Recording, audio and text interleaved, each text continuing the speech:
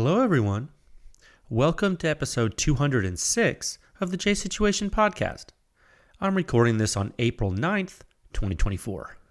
Man, how are all you wonderful folks doing out there? Thanks for listening to the podcast. I hope you're doing well. I hope you and your families are enjoying this beautiful spring weather. This year is well underway, and we already have so many things to be thankful for in the silencer world. They're blazing fast approvals going on. There are all types of new and interesting companies and products being showcased regularly. And most of all, and most importantly, there are a ton of new folks getting into silencers. So that's pretty awesome. So as this trend continues, we're happy to showcase new and exciting information for you and to you. And I tell you what, today's episode certainly fits within that theme. I do believe that is true. Speaking of interesting products, actually, we're going to talk about the Mercy Pluto. That's right, that tiny little rimfire silencer that was published on our website last week. Yeah. Well, so we're going to go through that. We'll do a technical talk about that little guy, and I'll kind of go through its performance and what you should expect on the tested platform, as well as some thoughts on what to expect on some semi-auto platforms in general. When you take that silencer and you move it to other rimfire hosts that might reciprocate instead of a bolt action. I'll talk about maybe how you should be careful extrapolating performance across hosts in general. I think it's important to talk about that too. So we'll dig into that a little bit. And so that should be pretty cool. And so next up, we actually have two more white papers that are being published today. Well, concurrently with this episode. So if you're listening to this early when the podcast auto posts, maybe the articles won't be up yet. But if you wait long enough until, the daytime and central time on Wednesday of this week, you'll see two white papers published concurrently with this episode. They are each a culmination of significant and relatively long-term research studies that our laboratory conducted for one of our clients. That's Combat Application Technologies. You guys have seen those folks. They use the acronym called CAT. So today you're going to see two articles, one on the CAT JL and one on the CAT MOB. So you'll see the CAT JL on 308 and the CAT MOB on the MP5 with 9mm. And man, let me tell you something, folks.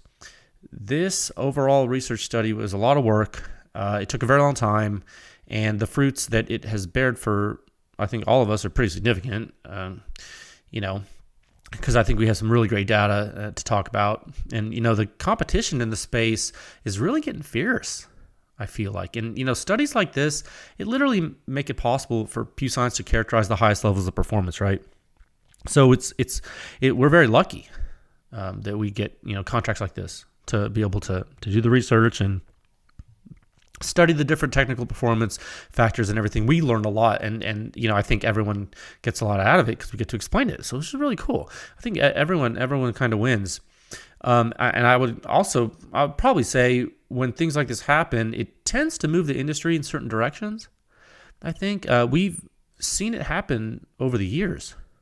Actually during this research effort. And I think today is another one of those days. And I have no doubt there will be a lot of emotional response, of course, to this. A lot of positive and a lot of negative, as always. And that typically happens every time we publish extreme performance data. Anytime, Pew Science Laboratory publishes performance data that's very extreme or high, there's always a lot of emotions. So I'm sure that today will be no different. Okay. So action-packed episode, guys. I'm happy to bring this to you. I'm happy to be here. I'm excited. Also, just on a personal note, and I'm not going to give too many details just because, it's just personal stuff. But I do need you guys to know that our family grew by 2 humans recently, and that has taken a lot of resources from my body and my mind. So I thank you for your well wishes and your patience and your understanding as those blessings are navigated. Okay, we're going to navigate these blessings. The show must go on, and we're going to continue to bring you wonderful information, but know that I am a human being. So far, I'm still human. As far as you know, let's kind of take a step back here, sit back, relax, and let's just talk about silencers, okay? And first, I'll give you a word from our wonderful sponsors who make this podcast possible, okay? The J Situation podcast is proudly sponsored by Legion Athletics. I remember the gym. No, it is sad. I'm building a home gym right now to kind of get this in, but nothing you do, exercise, sports, or anything is worth doing without consistency. You have to really stick to your craft if you want to excel, right? And you have to do things all the time if you want to be good at them and really be the best. And sometimes we do need a little bit of help with that. Sometimes we need some push, okay? And Legion Athletics can help. They have several nutritional supplements that can certainly help you on your path. Whey protein, pre-workout, post-workout. They do not have everything you need, of course. The primary component of this being your sheer will and hard work. However, they do have a lot of things that can help and already grate your routine. Okay, so visit legionathletics.com. There's a link in the show notes. Please use code word PewScience to save 20% off of your first order. That's actually a lot of money considering how much you could order from there. And if you keep using the code PewScience every time you order from Legion Athletics, you will get double points, which then can be redeemed for 10% off all orders forever. So that's important. Still a lot of money. Please get strong. May as well save money doing it. And it's important, okay? The podcast is also brought to you by Top Gun Range Houston. They are a pretty large FFL, SOT, and range in the Houston area. And so if you're just passing through there, you should go by and check them out. They have a 15-lane indoor shooting range, which is pretty nuts. They have the largest firearm rental fleet in the whole state of Texas, which is also nuts. And in addition to being able to rent pistols and rifles and shotguns and machine guns to shoot on your lunch break right there with Top Gun, you can also rent silencers now, which is amazing because trying before you buy, seeing how a silencer influences the host weapon, how it bounces on the gun is quite valuable as a silencer consumer. So please go check out their rental inventory on their website at topgunrange.com. And you can also find them on Instagram at Top Gun Range. And you can bug them. Go tell Kyle that he's awesome and tell him that Jay sent you and everything's great. This episode is also brought to you by High End Armament Technologies, a dealer of extreme esoteric wares and products. If you're looking for something crazy like lasers that don't exist and maybe a gun that doesn't exist, you can check out High End Arms at their Facebook page, which is High End Arms, their Instagram, High End Arms, and you can go to highendarms.com. All right. Anything, rare Knights and HK stuff. You want an end goal? They could probably get one for you. It's one of those places, okay? Keep them in mind if you need them. Tell them Jay sent you. This episode is also brought to you by Silencer Shop. That's right. Poor Silencer Shop. They're not poor Silencer Shop, but man, they're feeling it right now. These fast approvals, God help them. You can use our kiosk. You can do your fingerprints and photos electronically. And in turn, you cut down on errors. You simplify your silencer purchasing process. You get a money-back guarantee. It's pretty good. You don't pay any transfer fees. You don't have any paperwork errors. It's just you and your silencer with no drama. And if you're like a small dealer and you're like part of the Silencer Shop network, you don't even have to carry inventory, which is pretty wild, right? So like they're taking that risk. You're getting a margin. It's like a whole thing, I think. So you should probably, I don't know. If I was selling silencers, which we don't, but if I was, probably, I don't know. I like to think I'd probably use them. I mean, seems good. But then again, there's probably pluses and minuses. I encourage you to go check them out. Maybe talk to them. They're good folks. They'll talk you through stuff and they'll shoot you straight, so to speak. So, okay. Good guys. Good folks at Silencer Shop. And finally, this podcast is brought to you by the PewScience Laboratory. That's right. I'm the technical director of the lab. If you're first listening to this podcast, welcome. I'm glad you're here. Thank you for listening. It's very important to me that you have chosen to spend the time today. So just to let you know, in the interest of public education, the lab does sponsor this podcast and runs a public research effort. And our mission is to continue to push the silencer industry forward one test at a time, or more succinctly, one detailed analytical test report at a time. And what you can do is you can go to pewscience.com to see all of those reports. And the really great part here is the suppression rating. It's the simplest, most accurate hearing-safe rating for suppressed small arms. It's based on true human inner ear response of the entire gunshot from before combustion takes place all the way until all the combustion out of the weapon system is gone, all the mechanical operation has ceased. You do need to understand, Pew Science is the home of the silencer sound standard. We created this. There's 7 sections. It contains the most in-depth and accurate silencer data analysis in the entire world. It's all available to the public 24/7 at pewscience.com. So please, I implore you, go peruse, and you can do so today on the episode as I walk you through some research. Okay, and you can support this podcast. You can support the Pew Science Lab. You can support all the public testing we do by joining with a membership at pewscience.com for a nominal fee. It's very cheap. The prices haven't been raised in quite some time, so it's basically free. There's also a donate feature on the review page and the podcast page. If you're not into monthly fees, I get that. You can throw us a bone every once in a while. That's awesome. Give as little or a lot, as much as you want. Something also, if you don't want to give any money, that's fine. Something that's free, it doesn't cost you anything other than maybe like 5 seconds of your time, is to rate the podcast with a good rating on Spotify or iTunes or YouTube, like and subscribe, all that stuff. And all that does is it lets folks know that silencers and guns are awesome, and we move one step closer to normalizing the use of suppressed small arms, which it would be a glorious day in the far future. Hopefully near future, but probably far, but maybe eventually. So I have 3 topics for you today. Oh, so many things to talk about. Oh my goodness. Topic 1, Sound Signature Review 6-146. The Mercy Pluto on the CZ452 16-inch 22 bolt action. That's a mouthful. Tell you what, this is going to be the technical discussion of the white paper that was published last week. Okay, so we'll talk about that. It'd be great. We would get the intro last week. It'll be today technical. Okay, as always. So topic 2, Sound Signature Review 6-147. Okay, the Combat Application Technologies CAT JL A1. Okay, so this is the A1 version of the JL silencer from CAT. I know their model designations are a little bit unique. Just writing what I know. Okay, 1 second. Yeah, right. Just writing them as they are. So this is the CAT JL on supersonic 308. This is the introductory discussion of this fairly advanced system and a first look at the CAT SNIPER2 technology, which is inside the JL. Okay, so we'll talk a little bit about that, not too technically yet, because that's next week, of course, but it is an introduction. And then topic 3, Sound Signature Review 6-148. That's right. Again, Combat Application Technologies. This is the CAT Mob A1. Okay, so this is the A1 version of the CAT Mob, and it is on the HK MP5. I mean, specifically the SP5, but we'll just say MP5 for now because it's the same mechanically in the semi-auto. So this is the introductory discussion of this system, the Mob, and you're in luck because this is also a first look at another CAT technology called DiVerge.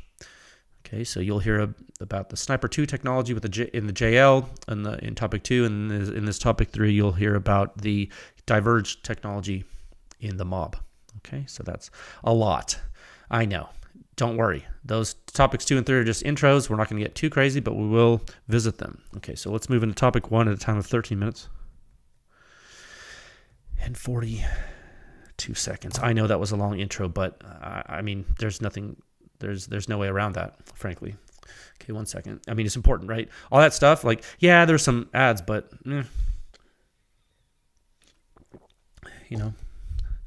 that part's important plus the other stuff. So, topic 1, Sound Signature Review 6-146. The Mercy Pluto on the CZ452 16-inch bolt action rimfire, technical discussion of the white paper that we published last week. We talked about this little silencer last week, and now we get to get all nerdy about it, which is always fun because it comes naturally to me. So this is a tiny silencer. I have it right here in my hands. It's so dang light. So it's a tiny silencer, and I did speak about this last week in the intro topic. But dang man, this thing is tiny and light. And, it's not as tiny, I say tiny, but it's not as tiny as those little things like, like the Gemtech pill box. You ever seen one of those? Things like that. Okay, Those are like really tiny, but those are created for a very special role. And it's not those type of silencers they're not really for practical use, right? They're interesting. Don't get me wrong, they're cool. I think they're cool. As a silencer guy, I'm like, yeah, that's awesome. They're interesting, but they're not really relevant for mainstream adoption, right? Right? Yeah, come on. Now, this Pluto silencer, I tell you what, from Mercy, the Mercy Firearms folks, that's what they're in Indiana. So this thing is 5 inches long.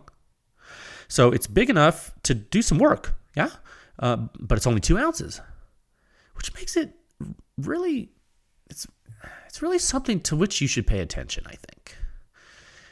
And again, like we spoke about last time, the only reason that holds true is because the thing actually performs well, right? Like if it was if this was loud, nobody would care that it's 2 ounces, right? Like, can we all agree on that? I sometimes I think I say these things, and some people are like, "Well, duh," but it's interesting that some people I think miss that, and I think I've alluded to this argument a couple times in the recent past, and if it sounds like I'm repeating myself, it's because I see these weird marketing claims about silencers when they get loud. Okay, and sometimes when someone makes a loud silencer, all of a sudden they start presenting weird math equations to convince you it's okay that it's loud because it has a certain weight or length or something. Like I see that a lot. Like, always remember, it's fine to have a loud silencer, guys. It's totally okay. It is totally okay if the silencer is loud. If you are okay with the silencer being loud, like it's perfectly acceptable as long as you're on board with that.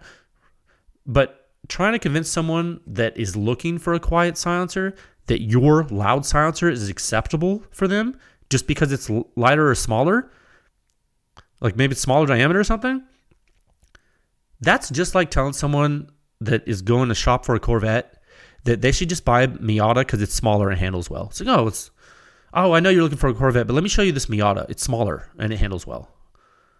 It's like, okay, like the guy that is going to the shop for the Corvette be like, what? Like, I don't understand. Like, what do you, like, are you not listening to me? Did I say something wrong? But, because at its core, like nothing's wrong with the dang Mazda, right? Nothing's wrong with the Miata. Nothing's wrong with it.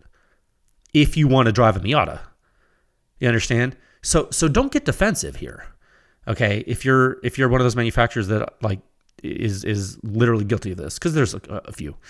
Like, don't get defensive, but nobody driving a Corvette wants to talk to you. So just stop it.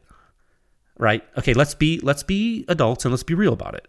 Okay? So that example I give you, that like this is all a real life example from silencer manufacturers. But what I'm doing is I'm substituting car names instead of silencer names. That way, like, no one's going to get really upset. You see, like, that's what we have to do, right? So we have to, like, be very careful with feelings, very delicate. It's 2024. Everyone's feelings are very important, okay? Okay, so, again, the Miata is fine. Dude, Miatas are fine. They're, like, you could put an LS engine in it. Like, I'm not saying you should, but you totally could. But, look, the Miata is never going to be a Corvette. Just because you think it can go around a corner in a comfortable way, it's never going to be a Corvette. I don't care what you do to it. So, your silencer isn't, if your silencer is not super quiet, like, that's just a fact. So just remember that it's not quiet. And if you divide the length by the weight and then you square it and you multiply it by the diameter and you put it on a patch or a sticker, it's still not quiet. So don't like try to go and fool someone, and like listen to your customers. That's all I'm saying, dude. All I'm saying is listen to your customers. Okay. They want something and you can't like change what they want because you want to sell them. That's wrong. So just be straight up, dude. Just be straight up. That's all I'm saying. So I'm done with that. You get my point. And the reason I went to that long effort to give that analogy and make that point is because this silencer doesn't fall victim to that. Okay? That is guys, I cannot overemphasize how important this concept is and how important it is for the industry to understand that, and for consumers and to understand it, and people who sell things to the consumers to understand it. Okay? You got to be honest with yourself, and you got to be honest with your customers. It's important. Lying to people is really bad. I'm not like, I don't know how religious you are, but like, I don't care what religion you practice or don't. I'm pretty sure lying is like bad in all of those. So like, just look it up, dude. I'm not your dad. All right. So what we're going to do is we're going to go through, I'm making myself laugh because it's like so crazy that I even have to say it. We're going to look at this data, this Mercy data, which I think matters for a lot of people. In addition to the fact that the thing weighs 2 ounces, both matter. Nothing's in a vacuum. Okay, one second. It's like I know I'm beating this horse, and the horse is dead now. But I'll probably exhume the horse from the grave and beat it more later. Just not. I'm done for now. But okay, so pull up the article, review 146 on the Pew Science website. I'm going to go through the member review. If you are not a Pew Science member, that's okay. Like, I don't hold that against you. Pull up the free version. You can follow along just fine. And maybe if you like what you hear today, maybe you join to help this continue. Okay. So pull it up. You can pause this and pull it up. Okay, now that you have it pulled up, 6146, we're going to start at the top. Bottom line up front. 93.2 composite suppression rating on the CZ452 bolt-action rimfire rifle. 91.6 at the muzzle. 86.6 at the ear. Boy, howdy.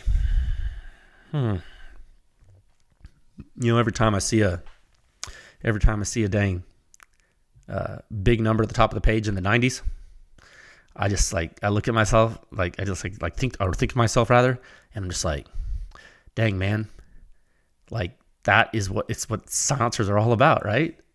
I mean, look, if you just looked at this, just took a glance, didn't look at the name, blur your eyes, kind of let them go fuzzy, look at that big old number at the top of the page and the bold right there. If you didn't know any better, you would think you're talking about just a normal popular rimfire silencer on a bolt gun, right?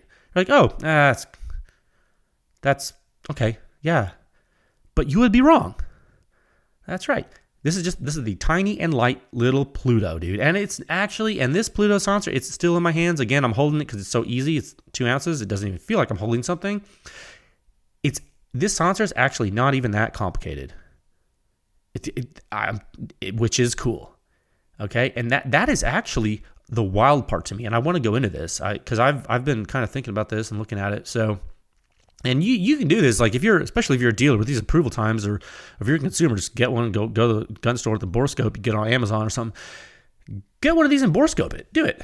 Go borescope it if you want. The baffle technology is not from outer space, guys.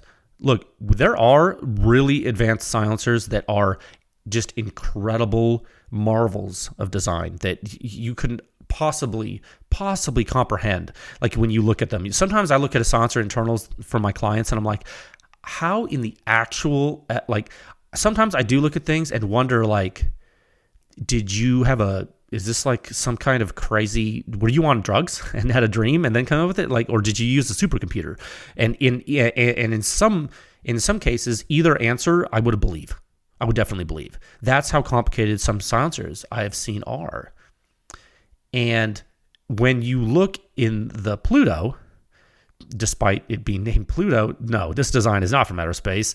Like I told you last episode, and look, this is not a dig on Mercy. Obviously, they're a client. Why would I say anything bad about them? That would be really rude, right? But no, it's not a dig at them. It's really just a come to Jesus reality check for a lot of people, right?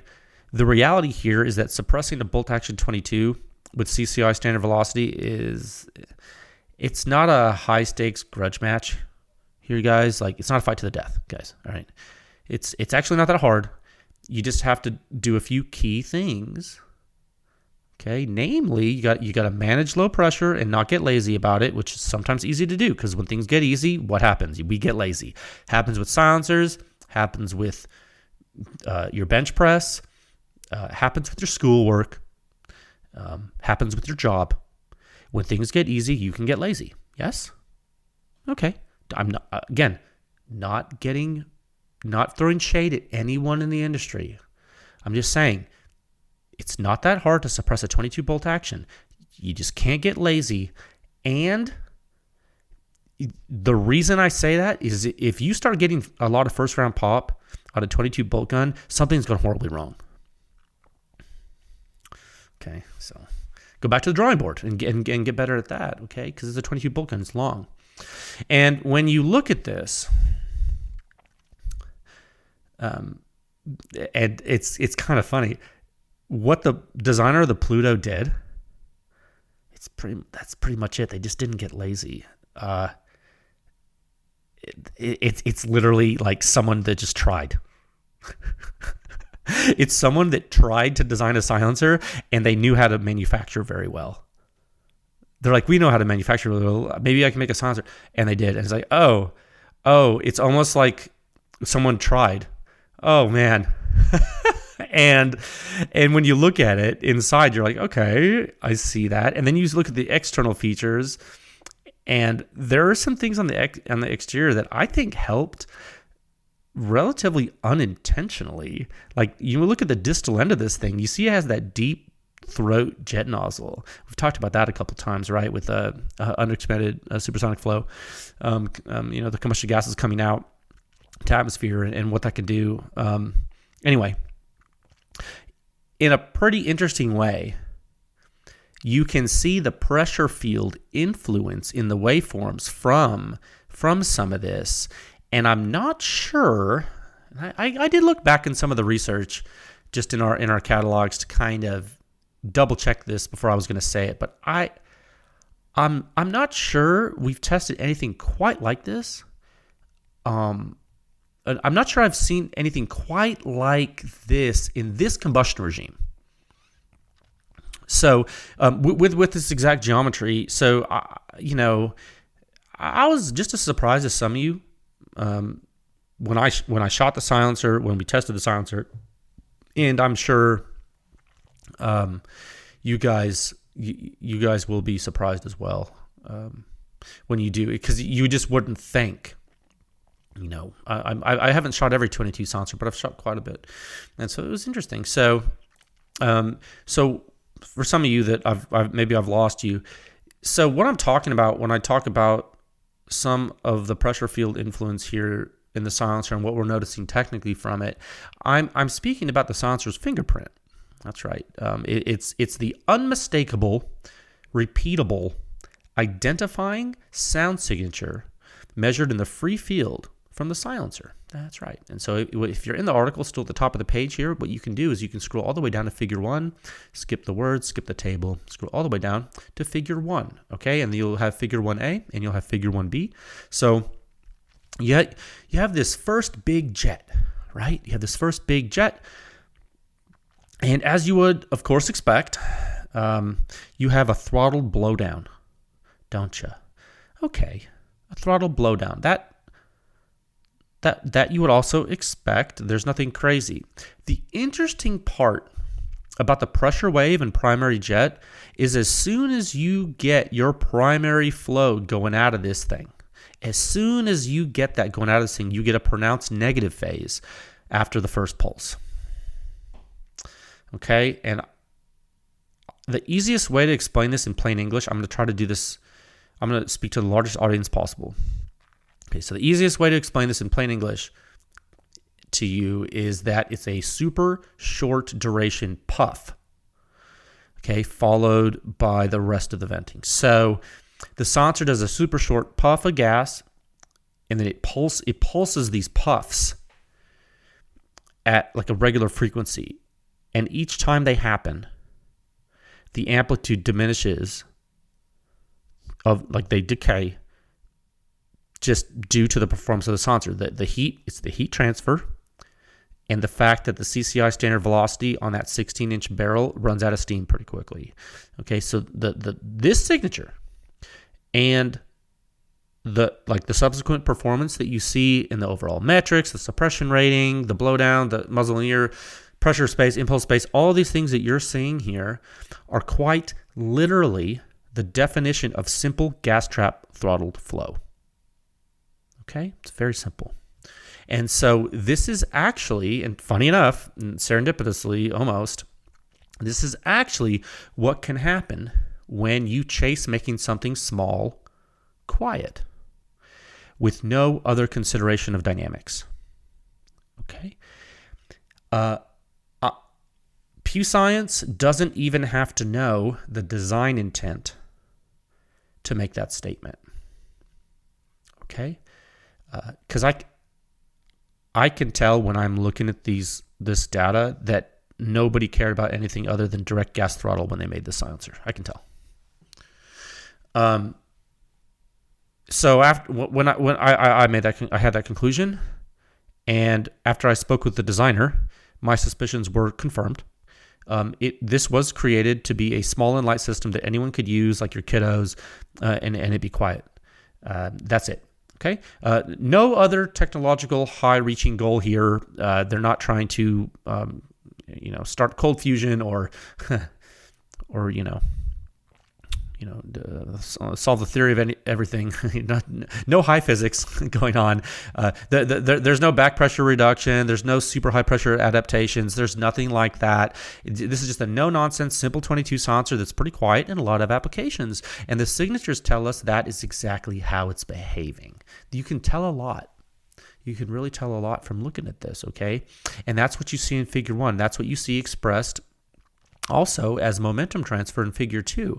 And in Figure 2, what you're seeing is your gas impulse just trucks along after those puffs are done, okay? And if you're a Pew Science member and you examine the signature at the shooter's ear, you're going to see the same thing, okay?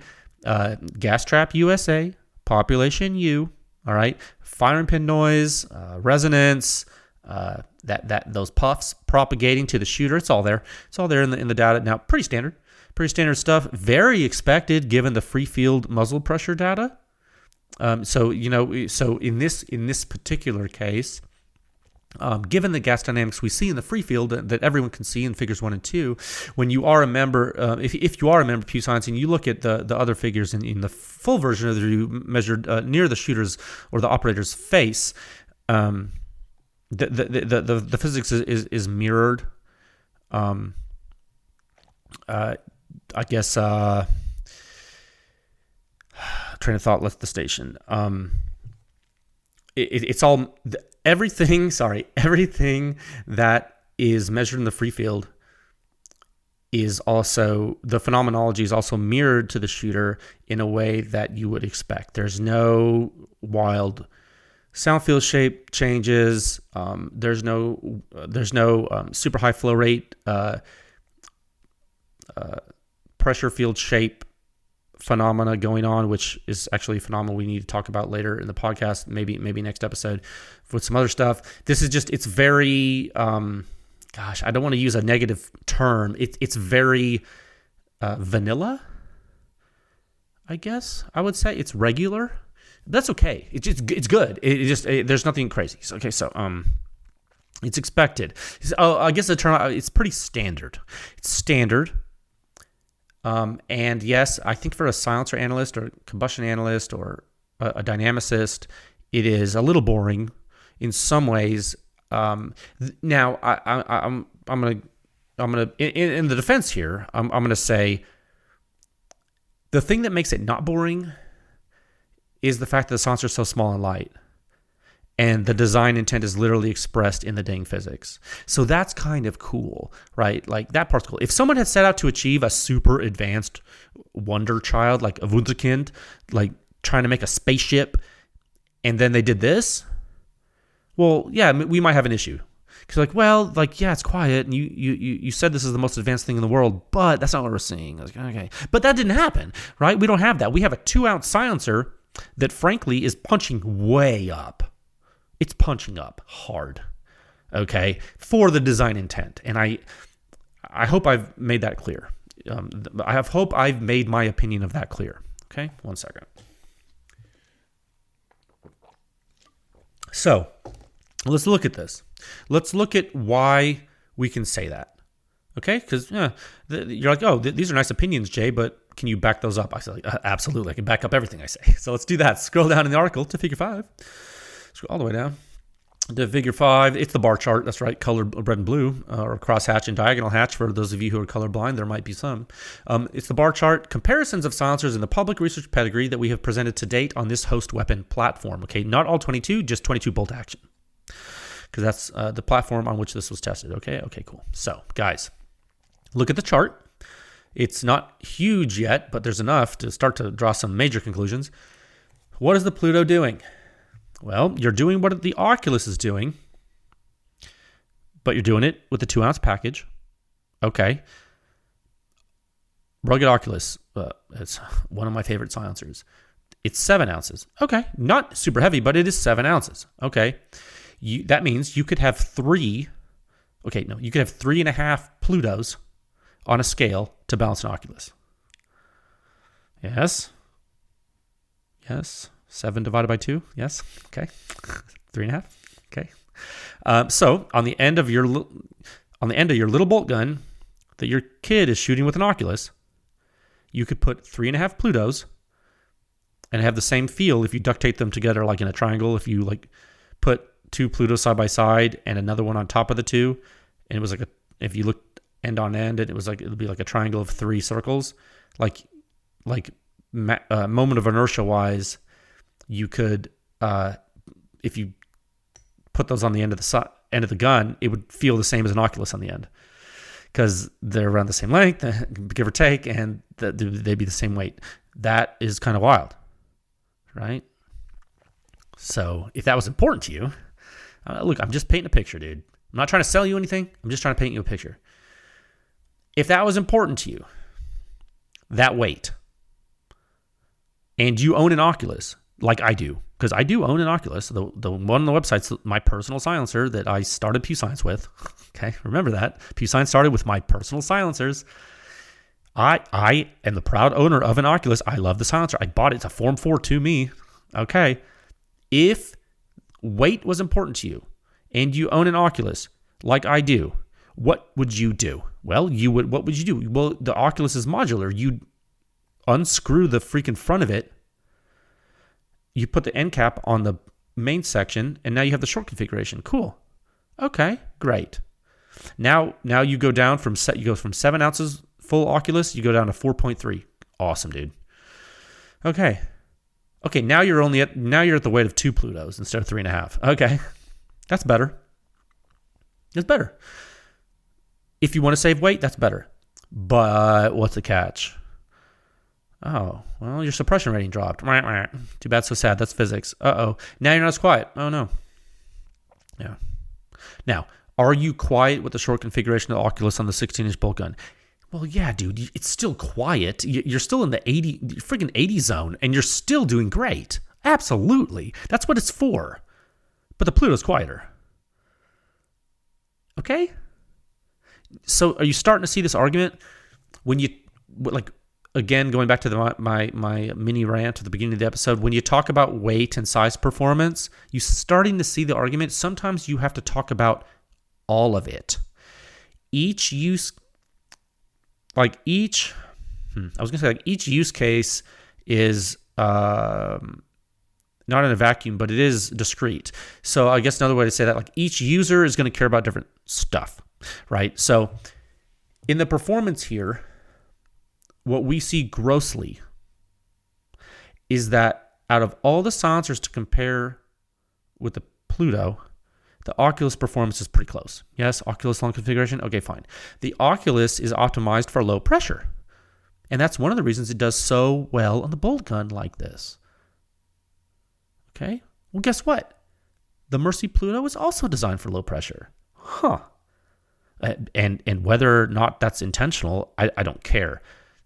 So maybe another way to say that is the design of the Pluto excels with low pressure, because I actually don't know if the designer knows that it's designed for low pressure or that it excels on, like, I'm telling you what I think. Okay, so that's my words, and that is very important to note. Everything I say on this podcast, if you're new to this, no one tells me what to say. I say it all.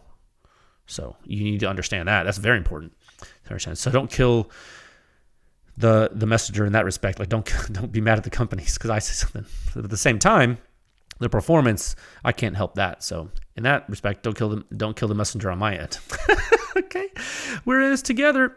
So it does bring me to the part of the topic where I do want to help you understand your expectations with regard to the performance. 1 second. So, I mean, I know you've seen the performance on the bolt gun. That's kind of easy to understand in some ways, especially if you shot a 22 bolt gun. You can see this is so quiet. Firing pin is making a lot of noise to your ears. So you're like, okay, I get it. It's quiet. Like, yeah, it is. Now, I want to, and this is a little bit difficult, but I want to help you set your expectations for what would happen if you put a silencer like this on a pistol. Okay. I'm going to use this test data in the article and you don't have what I know. Like, you don't have all the stuff I do, and you might not understand. So, okay. The Pluto system is simple. And so two things can happen with a system like this. The first is that it can get overwhelmed because its performance is directly proportional to pressure drop. So what do I mean by that? What I mean by that is the lower the input, the lower the output. Okay. The higher the input, the higher the output. Okay. Higher pressure makes it louder. The end. There are no optimizations to deal with that sort of thing. There's no there's no significant nonlinearity. In like a decreasing trend or something. Like, it's not like you charge it with super high pressure and like the efficiency ramps up, and so it does get louder but doesn't get that loud. No. This is not that type of system. Okay, it's just not. And the end. So the practical implications of what I just said is, like, if you shorten the barrel by a lot, it will get louder. Okay, and that should be intuitive in general, but yes, you should know that that's true. Now, the other thing that can happen due to this phenomenology in general is that there's a high degree of stagnation in early time directly related to I just said input pressure. So a more simple way of saying that you can all understand is that there is a propensity for higher back pressure. Okay, there's a higher back pressure. So on a semi-automatic pistol, like a short barrel semi-automatic pistol, you might get more port pop. Okay, you might get more port pop than something that did not have that behavior. So that's real. So you put it on a short barrel pistol that reciprocates.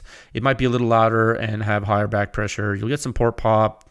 That's probably what you should expect. Now, is that doom and gloom? Well, absolutely not, guys. No, of course not. It's not like this thing's going to sound like garbage. You put it on a. It's not. It's definitely not. It's going to be good, but it's not going to be like highly advanced space laser good. You know, like I'm using hyperbole to just get the point across. I know it's not a space laser. It's like, relax, but like also. I kind of say space laser because you probably can't hear lasers in space, right? I would guess there's no air, there's no atmosphere. So you want a silencer to throw around, and you want a silencer to put on whatever, and maybe you don't want to feel it because it's 2 ounces, and maybe you want to make quiet systems super quiet. Well, that's the Pluto, guys. I mean, it really is. Now, if you're looking for a silencer or a rimfire silencer to put on a gun that's, not going to influence the host function at all and still be super quiet, well, that's not the Pluto. It's probably not the Pluto. Okay, just set your expectations. You're good, and you'll be good. Okay, that's all, man. Now, just to iterate though, I do not want you to come away from this thinking that this is like super loud on a pistol, because it's not. I'm just telling you, it's not a world beater. The Oculus is the same way, right? You've seen that data. Not a world beater because it's low pressure optimized. That's the Oculus, dude. Everyone that has an Oculus knows that. And a lot of people, I'm happy with mine. I like it. Okay. So now you know that about the Pluto too. Don't freak out. Okay. There's a lot of people listening to this that don't even have a silencer at all. I've learned that recently. Some people listen to this don't even have silencers just because they enjoy the talk about the science and stuff. I'm like, that's both intimidating and awesome. So cool. So I think, let's see, we've gone over, let me just make sure, guys. Let me make sure I've kind of gone through the article. I think, gosh, there's not a lot to, a 22 bolt gun test is oftentimes very straightforward. And especially with a silencer like this. So there's not really a lot to say other than that. I think that might be all you need to know. Yeah, let me see. Small, super light, extremely quiet on a bolt gun. It hangs with high performance stuff. Does decent on a variety of hosts. Not low back pressure, but that's okay. Still solid performing unit. Looks cool. That's right. I know that's subjective. But I know I talked about that last time. The outside texture is cool. Like if you look at it, it looks like I don't know what it's called, but like digital camo, like the newfangled camo within the past decade or so. It almost looks like that on the outside. And I'm fairly certain, I went to their website the other day, and I think you can get it in different colors. Like the one I have is like FDE, but I think you can get like green and black and all kinds of stuff. That's cool. So, I know what I was going to tell you. Yeah, I'd be remiss if I didn't highlight another thing that I thought was cool. Yeah, so it's 3D printed. I told you that last time, but I forgot to talk about that this time. It's 3D printed. So, yeah, you know that. Now, they use that to their advantage. That's why it's so light.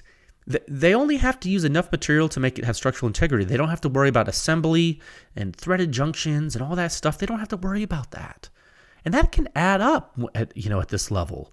So that's this I guess as a whole, it's another example of 3D printing pushing technology. Okay. And you just listened to me talk about how it's not a super advanced internal design. Well, that's okay. The performance is there. It's just not super crazy. That's fine. Okay. That's fine. And that can be true. And still, I believe this thing does push technology forward because of the design envelope. Okay, they were able to do what they did with the weight they did it in because of 3D printing. I do not think you could do the same thing in a 2-ounce envelope with the same geometry and performance with a traditional machined, like subtractive manufacturing silencer. I don't think you could. Now, I could be wrong. I could obviously be wrong. But I think it'd be really challenging. And look, if someone does it, then do it, and that we can test it. And if it performs, and it's also 2 ounces, and it was subtractively manufactured, and it's the same size and weight, good job. It performs the same, awesome, do it. But right now, I don't think there's anything. I could be wrong. Always, I could be wrong. But these are wild times. I don't know. I don't see any. No one.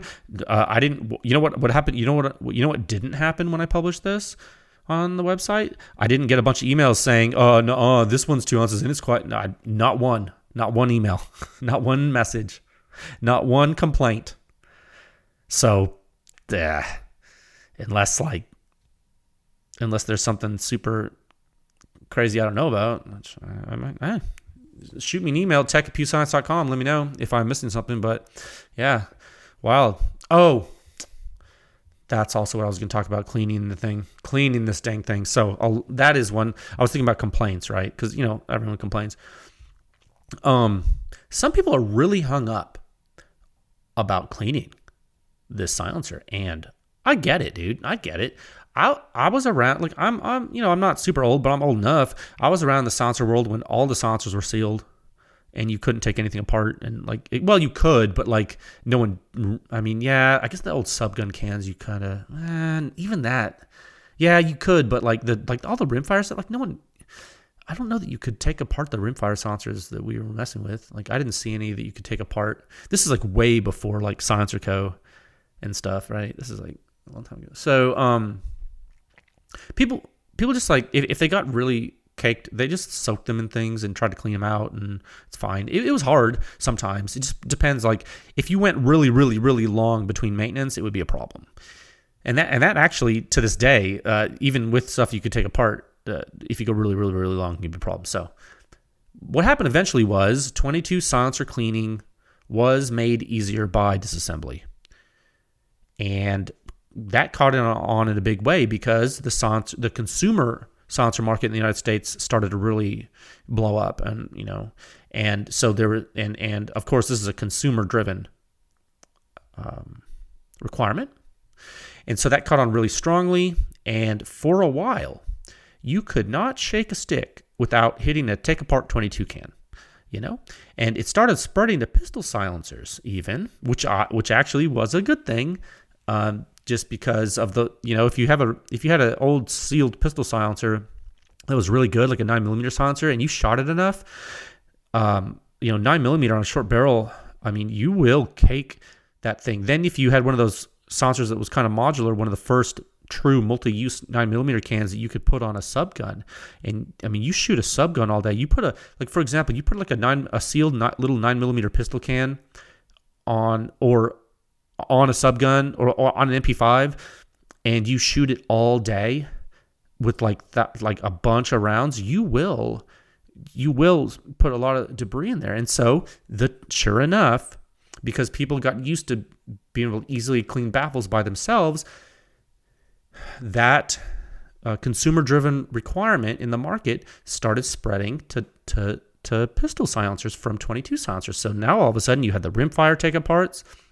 and you have all these 9mm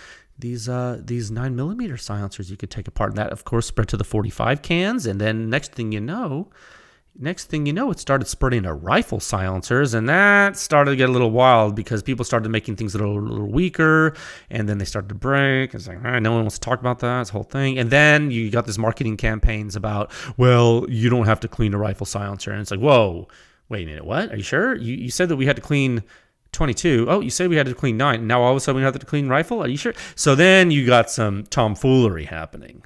Okay, you got this tomfoolery. I don't know that, so it really, and then you start to get some inconsistency. You start to get that manufacturer marketing narratives that kind of go against logic, and they try to convince you of something that's not true. One second. So then it just got ridiculous. So that's a little bit history lesson about that. But, I'm not saying take apart silencers are good or bad. I'm just saying that this is history, and it happened. We're not going to whitewash it, okay? The history happened, and we can do a whole episode on this, but we're not going to. But I wanted to give you that background, because what I'm saying here is that, yes, this silencer is sealed, and that's a dumb word to use, because it's not that it's sealed. The reason we use the word sealed is because someone would use subtractive manufacturing, stuff baffles in a tube, then they would apply a thread locker to the threads for the end cap and torque it down, and then you couldn't open it without like heating it and possibly damaging it, and there's no tool, and it was a whole thing. And so we called those sealed. This is just monolithic, and it came that way from birth because it's a dang 3D printed object. Understood. So you need to know that it's a monolithic core in one piece, but it's titanium. And that is a big deal, because things that eat aluminum don't always eat titanium, which means you can use them to clean the silencer. Oh, chemistry. That's right, it's big. You can clean it with things that are specialized enough to straight up, remove the buildup from the silencer, or maybe dissolve the buildup. It depends. There's a variety of different mechanisms, and I am not a chemist. I am a lot of things, but I'm not a chemist. I do know enough to be dangerous, and I will tell you that there are a variety of different mechanisms that happen with different cleaners, a variety of different reactions that occur with the constituent cleaning products and debris in the silencer itself. So whatever you decide to use, maybe you need to agitate the solution a little bit by stirring it. Maybe you just let it sit. Maybe you need to use an ultrasonic. Maybe just fill it up and let it sit, in like a shaker bottle. I don't know. Different things work differently. If you do, I will give you a tip, okay? If you do use an ultrasonic cleaning apparatus, like a tank you buy from Amazon or a professional one, whatever, if you do use an ultrasonic cleaner to clean really anything, make sure you don't have any metal parts touching the finish of the silencer in the tank. And maybe even if the cage for the ultrasonic is metal, and you just drop the silencer into that cage, and it sits on the cage in the liquid, the high frequency oscillations or the high frequency vibrations of those sonic waves will cause resonance in the metallic parts of the cage, and it will rub, or metallic something else that's in there that's touching the object, the tube of the silencer, and it will rub against the finish like at a very, very high frequency. And if you leave it in there long enough like that, it could potentially there's a strong potential that it would damage the finish of the silencer by rubbing it off of the base metal. Okay, so some people are sensitive to things like that. I do want to. You could always like Cerakote your silencer. Again, I don't care. I'm just telling you, just think about what you're doing. Think about the physics of what ultrasonic is doing, and understand the pluses and minuses of that mechanism. Okay, cool. So and the reason I bring up ultrasonic. Obviously, I'm bringing that up in general because it's important to know that is a tool in your toolbox for a titanium system. You don't want to put a lot of aluminum in ultrasonics. It just depends on the type of aluminum and the shapes. There's some cavitation that can happen, and you can harm aluminum. But I will say, one of the reasons I'm bringing it up, you all need to know about ultrasonics, but also the manufacturer of this silencer, Mercy, told me that they used some kind of a simple green solution. I don't know what type of simple green it was. I forget, but simple green and an ultrasonic to clean theirs. And they're the manufacturer. So what I would encourage you to do, if you do buy one of these little guys, or if you have, if you have a 3D printed titanium rimfire silencer, look at all the different options and see what you can do. Maybe you use an ultrasonic and something cheap. I don't know, dude. There's all kinds of ways you could clean something. Okay. So go check it out. So I hope this helps you folks. I hope this thoroughly explains the performance of the silencer in detail. As always, please reach out to me with any questions you have about the analysis on the website. Reach out with any questions about the silencer. I'm going to do my best to answer them. I do want to give a very big and sincere thank you to Mercy Firearms for trusting our laboratory to perform this work. It was a good effort. We're thankful for the opportunity. And frankly, I don't know. I hope to see these folks again. I hope to see them keep doing good things in the future. Who knows? I think they have some other silencers too. I have no experience with them, but maybe we'll see some other cool stuff. You never know. Okay, so thank you. That's great. What a time to be alive, man. Who knew we'd see a 2-ounce little 22 can, and it performed well. Oh man, it's cool. Okay, let's move into topic 2. At a time of 57 minutes and 28 seconds. Okay, set this little guy down here. All right, let me get a drink of water. 1 second, guys. Okay, I still have quite a lot to talk about. Let me get another bottle. I came prepared. It's like my desk is such a mess. I actually have so many silencers on my desk that I had to be careful not to knock them over. Oh man, some of them I will talk about with you right now. Topic 2, Sound Signature Review 6147. The Combat Application Technologies CAT JL-A1. It's the CAT JL on Supersonic 308. Okay, so this is the introductory discussion of this pretty advanced system. Honestly, and this is actually a first look also at the CAT SNIPER2 technology, which I'm a little excited to talk about because it's kind of wild. I think it's wild. Okay, so now for something completely different. Maybe not as different as you think. So now, before I get into this, I am going to give a disclaimer, and I really hope everyone listens to this disclaimer. I just want to say up front, don't kill the messenger here, okay? The Pew Science team has worked very, very hard on this research, okay? This took a very long time, and if these testing and analysis results make you emotionally upset, like when it really hurts your feelings, like please just consider taking a breath. Like take a deep breath in through your nose, out through your mouth. Just know that everything's going to be okay.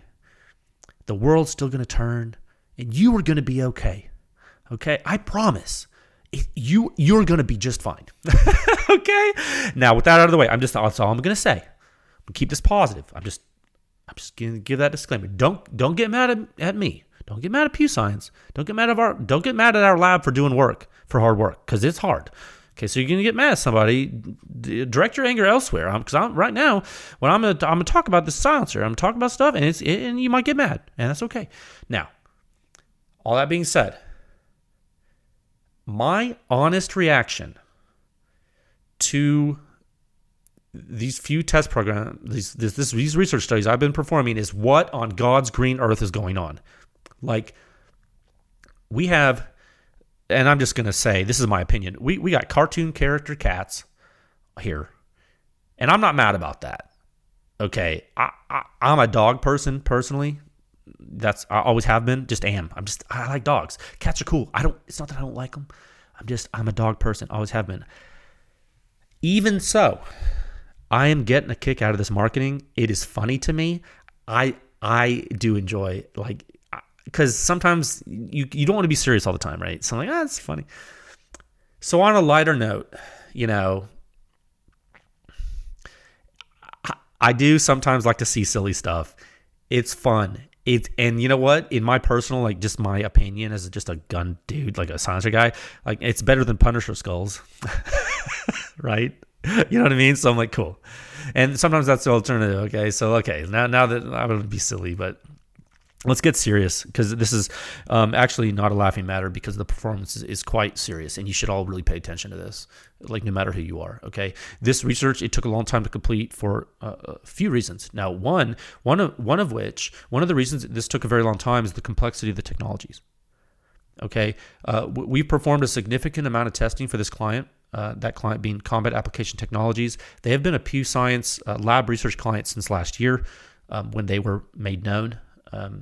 Specifically, who Pew Science works with is their R&D group. Okay, Pew Science, we do not work with their social media marketing people, although they seem to be very nice people. We don't work with that team. We're working with the R&D group. So if you have a question about the cartoon stuff, the marketing stuff, that social media stuff, go ask them. Don't ask Pew Science. That's not our ball game. Okay, Pew Science lab personnel. We work with R&D lab counterparts with our clients. Very typical. The only time we work with silencer or social media people with companies is when the companies are so small, or they're small, so like everyone is the same. Like the owners and the R&D guys are the social media people. Like, that's very common. You won't believe, like, some of these silencer companies are so small that, yeah, they're all the same person. That's fine. I'm just trying to tell you, like, that what the information I have, the information the Pew Science has, and the performance evaluations that we conduct are at a different level of what you're seeing on social media. Okay. So the silencer technologies that we have been looking at in these studies are actually part of the SkyNET vectors. That's right. That's from their R&D team. They have an internal research program, or actually, let me rephrase that. They have an internal research progression they call SkyNET. And I'm serious. I could not make this up. Okay. These are design vectors. Some of you that work in R&D might actually be familiar with this type of thing. So what I mean by this, the way I'm describing this, they're literally vectors. So they're research forks that have purposeful goals and directions. So what they're not is, they're not pie in the sky ideas. They're actually directions. When I say vector, I mean there's a quantity and a direction. I'm using that word. I chose that word because the word vector means something. Okay, I'm not using it figuratively. So these are research progressions, and you have seen one of those vectors already. We actually have partially quantified one of the vectors from the SkyNET progressions in our research, and that was called surge bypass. That's one of those. There's another one that I'm not sure, and I actually don't recall if they've talked about it publicly or not. They might have. It's one that we've been evaluating since last year, and it's called SNIPER2.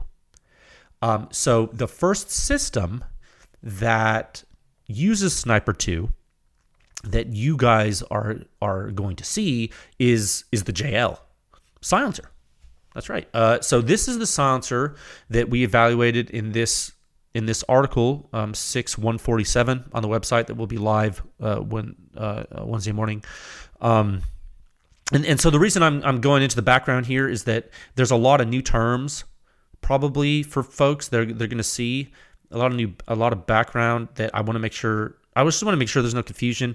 What it's going to do, it's going to help you understand what each silencer is used for, okay, and what it's not used for, and things like that. So remember, these are design vectors. They're technologies that aren't used for every single silencer and weapon. This isn't like, to use an example, this isn't like, I came up with a baffle design, and I'm going to put it in every silencer we make, no matter what gun it's for, no matter what cartridge it's for. And I'm just going to make it larger diameter, smaller diameter. I'm going to make the bore bigger, smaller, and we're just going to call it the bulldog and the Dalmatian and the whatever. I'm not going to do that. That's not what this is. And I know you might be laughing at that analogy, but that's actually what a lot of silencer companies do. What I'm telling you is that this R&D group that does this stuff, that's not what they're doing. They're actually using different design vectors because they're specialized research progressions based on physics goals or physics expressions in the goals. Okay. One second. Sorry, it's been a long day already. Okay. So what you're going to see in the article that will be published in the morning, or right now if you're listening to this not too early, if you're not an early bird. So what you'll see is, and you'll see, I guess, make sure that I think I wrote this in there. Sniper2 is showcased with a semi-quantitative descriptions of what it's doing, and then of course you'll see the test out itself. And what you'll see is that the Sniper2 technology is pretty advanced from what we are seeing in our research and our testing. So from our test data and from our multiple analyses that we have performed since last year, what we're seeing is that it's allowing for performance that's extremely consistent, and it's doing it in a size and weight envelope that's pretty interesting. It's pretty interesting. So there are some particular performance surprises we've seen. One of the biggest surprises, maybe not surprise, but I guess one of the things that jumped out, so maybe it was like something that was like a big deal, I think, at least to me, was the first round pop masking. Some of you who haven't read these articles, some people are new to Pew Science. First round pop, I'll use the acronym FRP to abbreviate that. It's the loudness differential during the first shot due to combustion environment. We don't need to go into that right now. This is not a technical topic. This is just an intro topic. But the Sniper2 technology really does well with FRP masking. And I will go so far as to say the FRP performance is pretty nuts with this. And there's something else that happens that's weird too. And I do believe I go pretty in depth about this in the article, but I'll summarize it here, kind of. So I'm trying to be very concise because this is not a technical topic, but there's a lot of technical things going on that I want you to look for. What we're seeing with the CAT SNIPER2 technology in the JL is consistent performance, not just from shot to shot, but from the total sound field spatially as you change mounting systems or as you change silencer variant. Anything from going from the QD model to the hub model to going to models you haven't seen, whatever. So I think what you're getting, I think consumers are getting, or public is seeing, some hub and QD models, which, different mounts. Okay, fine. Well, the interesting part is that when you change them, the mounts, I mean, yes, you're going to get some variation in signature. And you'll get variation in signature in muzzle suppression rating or ear suppression rating. Okay. But in our research, and this is a little wild, what we're seeing is overall the composite suppression rating, like that just the simplified score, the one number expression, that's not changing that much. Now, this is a really gross oversimplification of a very complex phenomenon, and we're just simply not going to be presenting a lot of that information due to the complexity, and it takes too much time, it's not happening. But to sum up this thought for you, the fact is, all these sound fields have a shape. Okay. And this is one of the reasons why you see variation at muzzle and ear like you do when you go to the highest levels of performance. It's actually happening in every case, on every test of every silencer, on every weapon. It's just that when you get to performance echelons that are this high, you start to notice this more. It's not that it's not happening in other places. This is just happening here noticeably.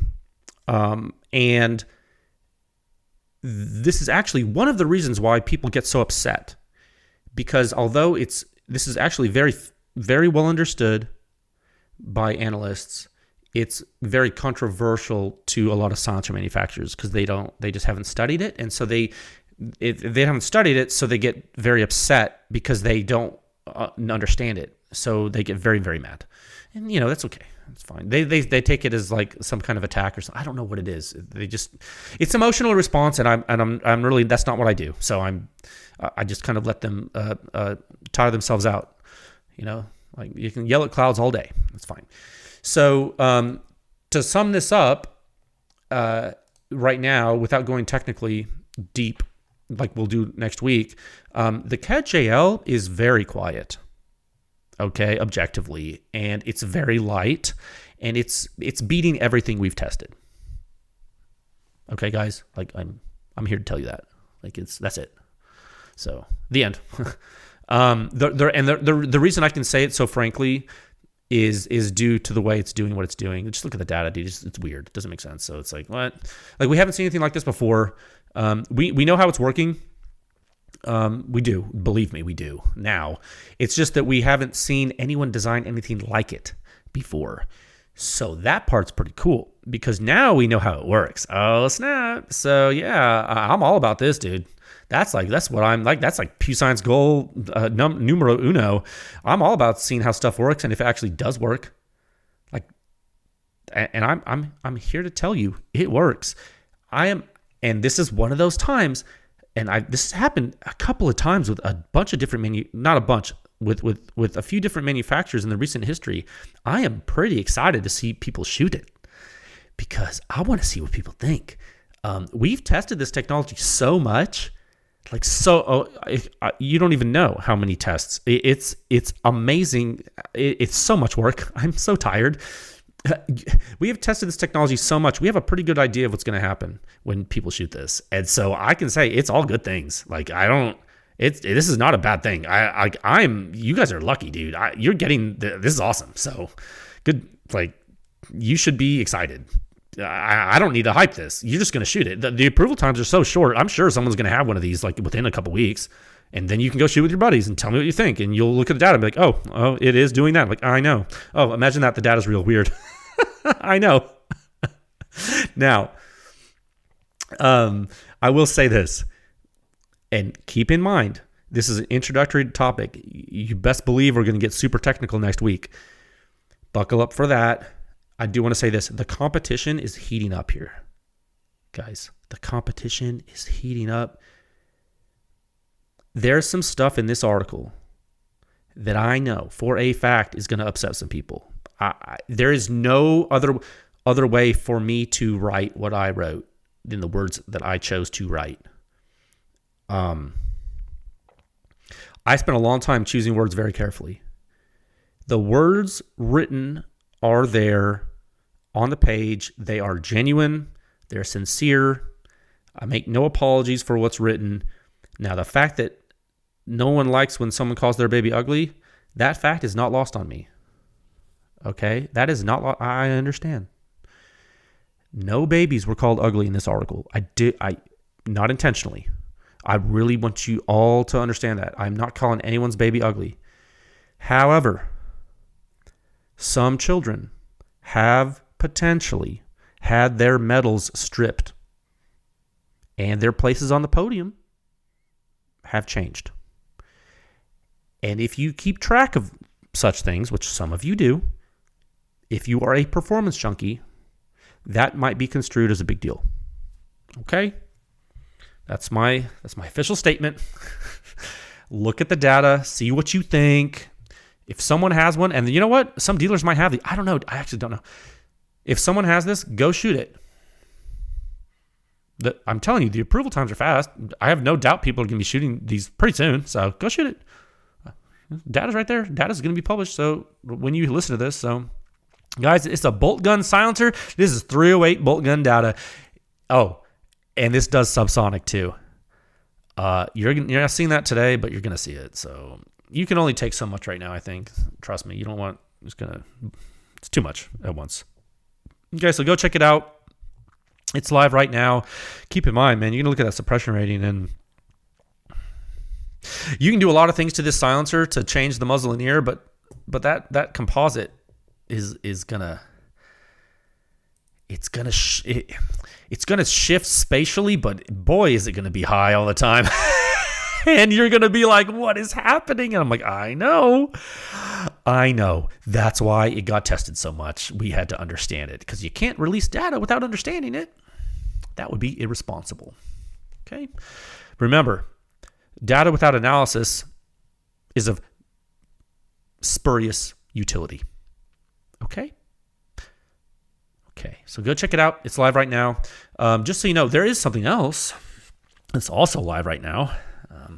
I told you guys this has been a very long research project, and so I'm trying to tell you how hard this was. Okay, let's move into topic 3.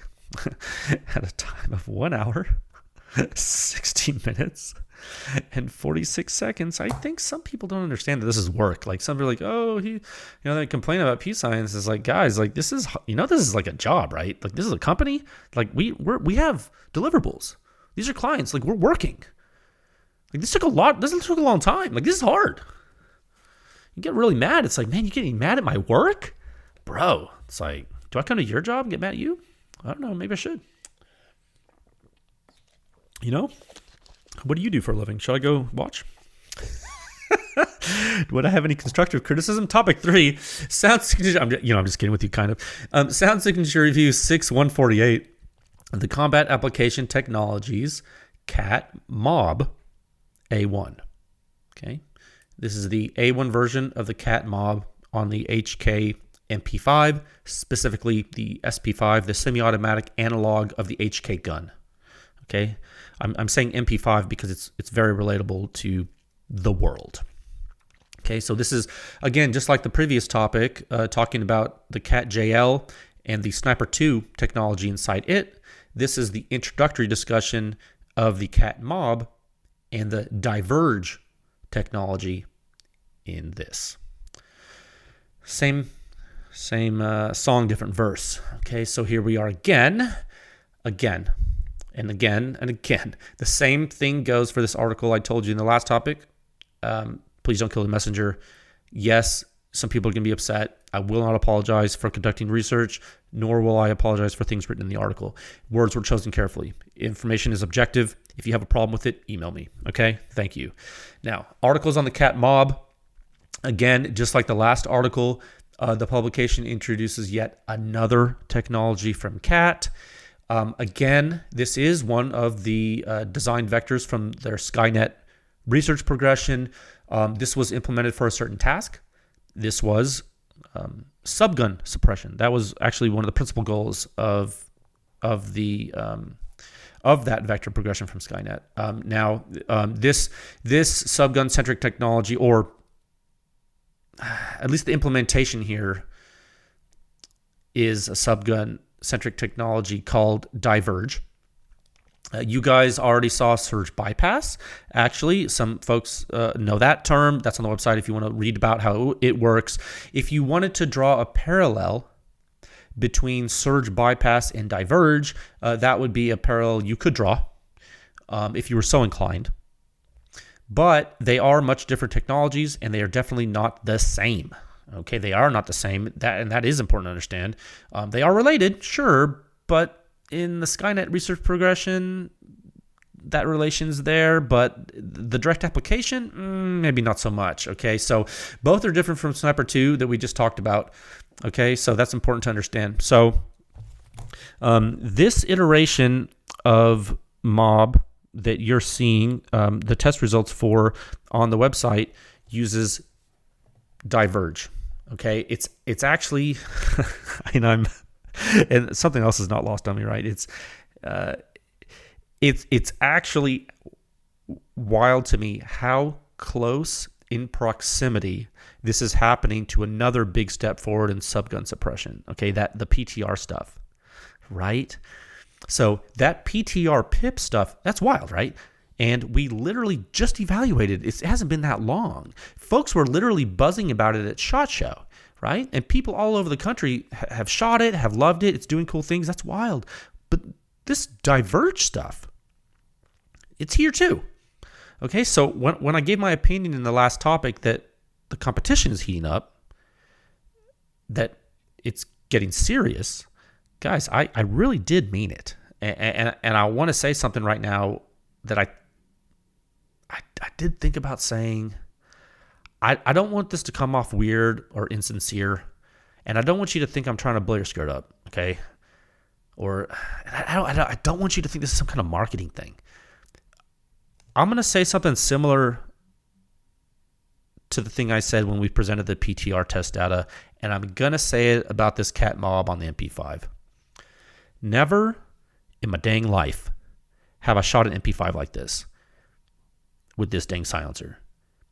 If you didn't know what was in this silencer and someone handed you an MP5 with it on there and told you to shoot it, you might say something like, okay, that's cute. Like, can you put some real ammo in it now? Like, okay, prank gun.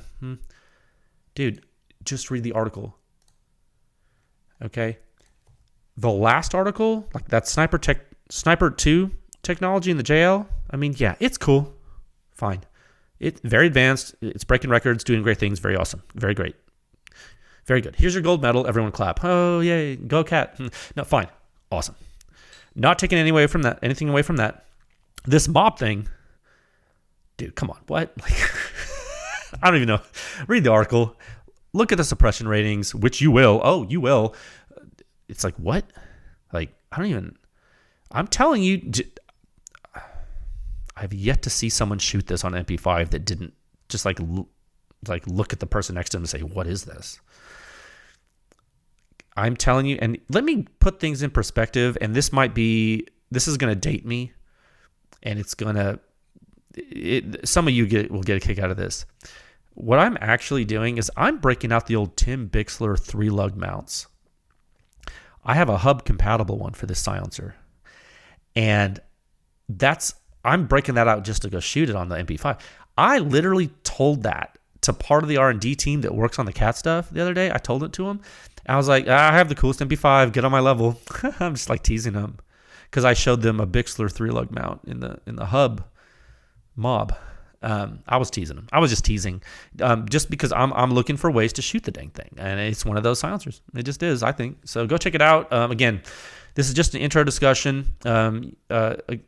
Per typical, I like to give an intro when it's released, then let the data percolate, let the analysis percolate, let people understand it, read it, and then we'll go into a technical talk about it the following week. We did, just like we did with the Mercy Pluto today. Okay, that's that's the format of this podcast for the past few years. Okay, cool.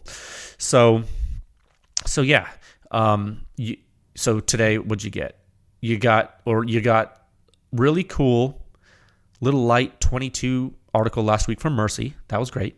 And now this week, you're getting 2 CAT articles with new technologies and performance that literally doesn't make sense. So that's cool too. Okay, so I told you guys this is going to be a wild year. I told you. I was not joking. Look, you know me. I love the joke. I'm a joker. I like to joke. But I would never joke about that. No hyperbole. This is the best time to be a silencer consumer. And I coined that phrase last year, and I'm sticking to my guns on that one. I am. I do believe that to be true. Go check out the data. Try not to kill the messenger. I'm just look, guys, like I'm tired.